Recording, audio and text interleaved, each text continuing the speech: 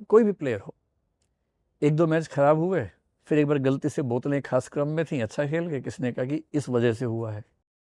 इसको लॉजिकल फैलेसीज की दुनिया में बोलते हैं फॉल्स कॉजेशन, अवैध कारणता। कोरिलेशन को कॉजेशन मान लेना, ये लॉजिक की दुनिया की सबसे कॉमन फैलेसी है।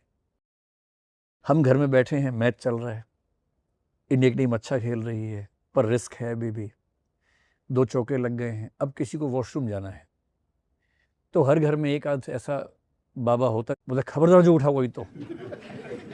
अब सब बैठे हैं बेचारे, इनको लग रहा है कि इनके बैठने से सचिन खेल रहा है।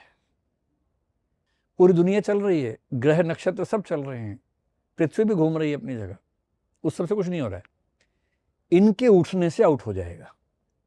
और खुद को ब्रह्मांड का केंद्र समझना कि मैं बैठा हूं इसलिए सचिन खेल रहा है। कितना गोलूपन है, मासूमियत है।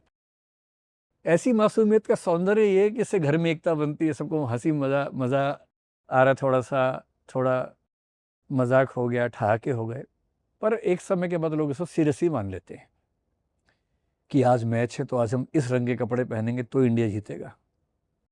तो ये जो टोना टोटका है, इसके पीछे मेरे ख्याल से केवल इतनी बात है कि जब हम कमज़ोर होते हैं, इनसिक्योर होते हैं, हम रिलीफ चाहते हैं, और कोई छोटा सा उपाय अगर हमें रिलीफ देता हुआ लगता है, हमारा भरोसा खुद पे कायम हो जाता है, परफॉर्मेंस सुधर जाती है।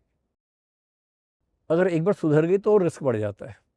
जैसे मान लीजिए कि मैं 3 मैच खेला, 0 पे आउट हो गया, एक बाबा जी मुझे मिले, बोले 10 नंबर की टी शर्ट पहनो तो सेंचुरी लगाओगे। मैंने पहनी 10 नंबर की, अगली बार पहली बॉल पे आउट हो गया।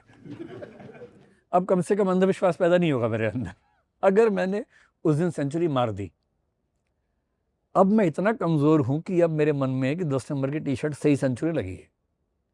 अब जिंदगी भर कोई मुझसे उतरवा नहीं पाएगा 10 नंबर की टी शर्ट, क्योंकि दिमाग में कोरिलेशन बन गया कॉजेशन। कोरिलेशन मतलब 2 चीज़ें खास क्रम में हो रही हैं, आपने मान ली कि भाई इसका रीज़न है।